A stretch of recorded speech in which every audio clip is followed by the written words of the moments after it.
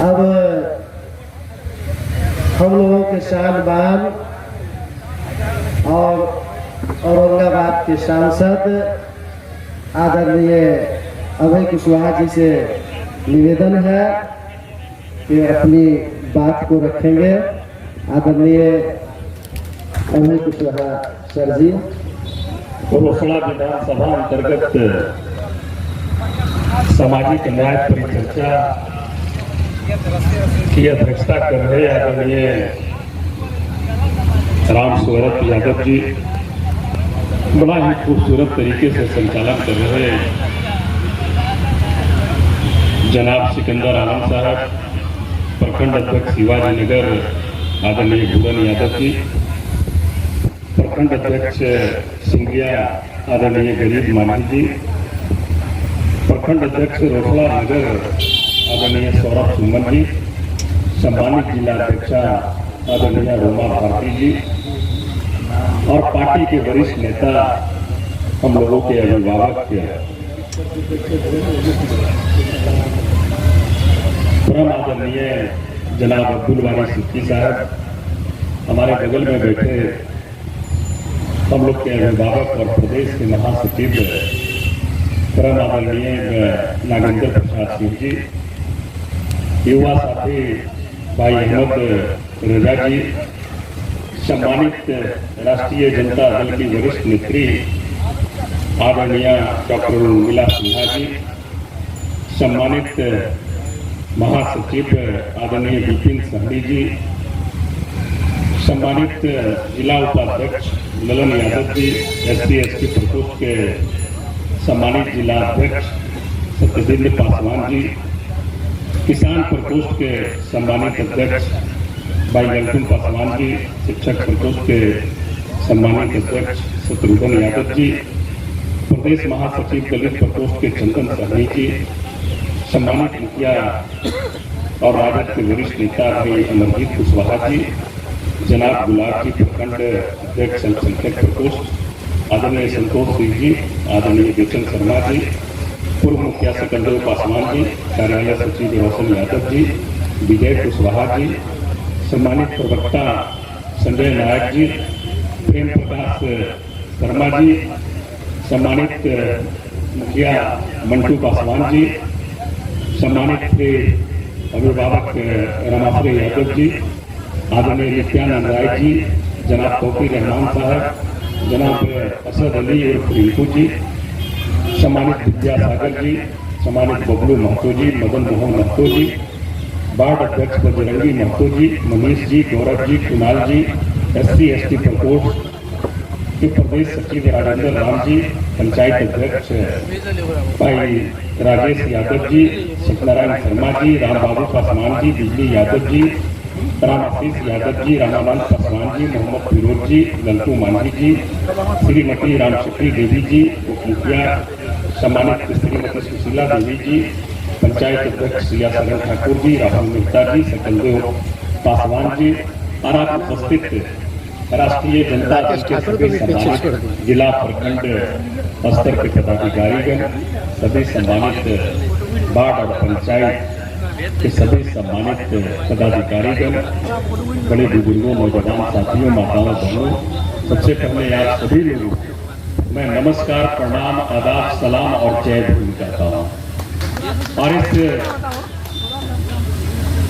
गजेंद्र बाबू की कर्म भूमि को और जननायक कर्पूरी ठाकुर जी की धरती को मैं नमन करता हूँ। बहुत सारी बातें आपके बीच आई और बहुत देर तक आप सभी की ही बातें हम लोगों ने सुनने का काम किया और जिस तरह से आपने अपनी बात रखी इस क्षेत्र के बारे में, पार्टी की मजबूती के बारे में, तो मैं समझता हूं तो उसमें हमें विशेष कुछ सुझाव देने की आवश्यकता नहीं है। आप 90 के पहले की स्थिति को जान रहे थे, 90 के बाद 90 में जब समाजवाद के प्रौढ़ा परम आदरणीय लालू प्रसाद यादव जी जब सत्ता में आए तो उन तमाम बातों को आप समझ रहे हैं और जान रहे हैं। ये सही बात है कि जब 90 में परम आदरणीय लालू प्रसाद यादव जी सत्ता में आए तो बिहार में एक व्यवस्था परिवर्तन की बहुत बड़ी लड़ाई परम आदरणीय लालू प्रसाद यादव जी के नेतृत्व में लड़ी गई और वो भेदभाव की लड़ाई थी, ऊंच नीच का लड़ाई था। अगर वो लड़ाई बिहार में नहीं लड़ी होती तो आज इस तरह का सुंदर और खूबसूरत बिहार हमें देखने को नहीं मिलता। उसके बावजूद भी हम कमजोर कहां पड़ते हैं और ये भी हम लोगों को देखना होगा कि हमारी लड़ाई किसके साथ है। हम लोग गठबंधन में हम लोगों का भी है, हमारे अभिभावक ने बताया जिनके साथ हमारी लड़ाई है उसका 36 दलों के साथ गठबंधन। आपने कभी ये चर्चा करते हुए उस पार्टी को नहीं सुना होगा कि कहां पर डिमांड होती है आपके का जो मांग है उसका मैं सम्मान करता हूं और निश्चित तौर पर आपके मांग को माननीय नेता बैठे हुए हैं जनाब अब्दुल वारिस सिद्दीकी साहब, हम लोग हैं, निश्चित तौर पर आपकी मांग को निश्चित तौर पर हम लोग अपने नेता के पास रखने का काम निश्चित तौर पर करेंगे। लेकिन एक चीज जरूर कर रहा हूं, जब डिसीजन महागठबंधन का आ जाए तो उसमें फिर लेकिन परंतु नहीं देखना होगा। एक सिरे से महागठबंधन से जो भी रोसड़ा में उम्मीदवार आए एक पैर पर खड़ा होकर के पूरी मजबूती के साथ रोसड़ा को जीतना होगा। हमारे साथी कह रहे थे कि चुनाव को प्रत्याशी हारते जीतते नहीं है, सही बात है, चुनाव को कार्यकर्ता जीतते हैं और कार्यकर्ता नहीं।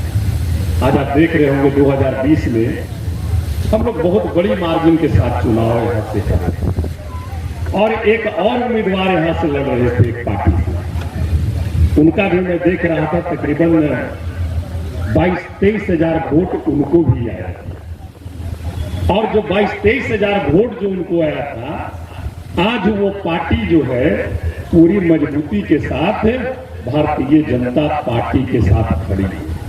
इस बात को भी आपको समझना होगा, हमारी लड़ाई किससे। और जहां तक मैं समझता हूं कि समाजवाद की जो विचारधारा है कहीं न कहीं पे हमारी जो कमजोरी आती है उसमें सबसे बड़ा आत्मविश्वास है।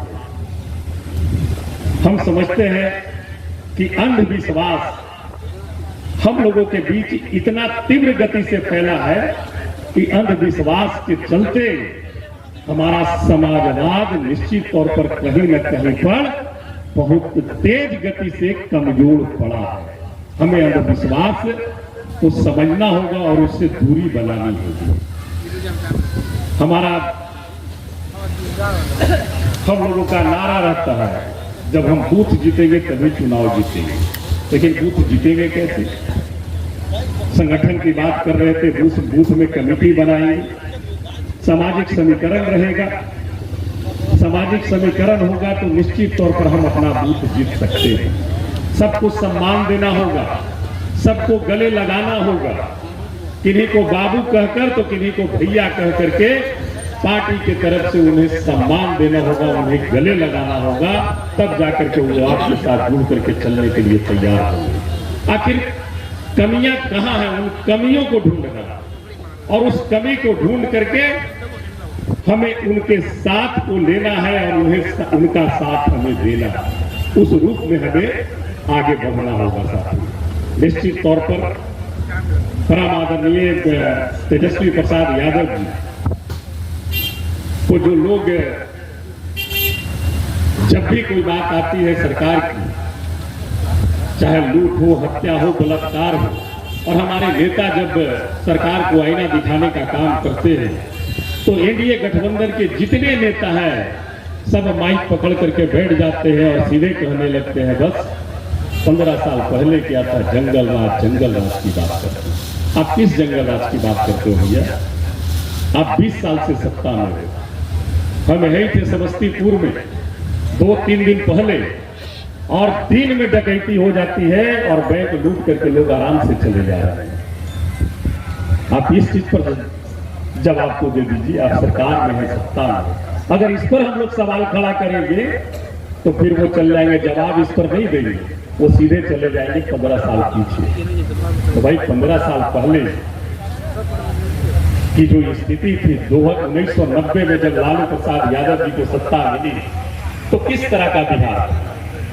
1990 के पहले यहीं के जननायक कर्पूरी ठाकुर जी जब मुख्यमंत्री हुआ करते थे तो उनको गाली देने वाले लोग कौन थे, और जो उनको गाली देने वाले थे आज किनके गोद में बैठ करके राजनीति कर रहे हैं, ये हम लोगों को समझना होगा। जिसकी चर्चा परम आदरणीय नागेंद्र बाबू ने किया है, हमें समझना होगा, हमें जानना होगा।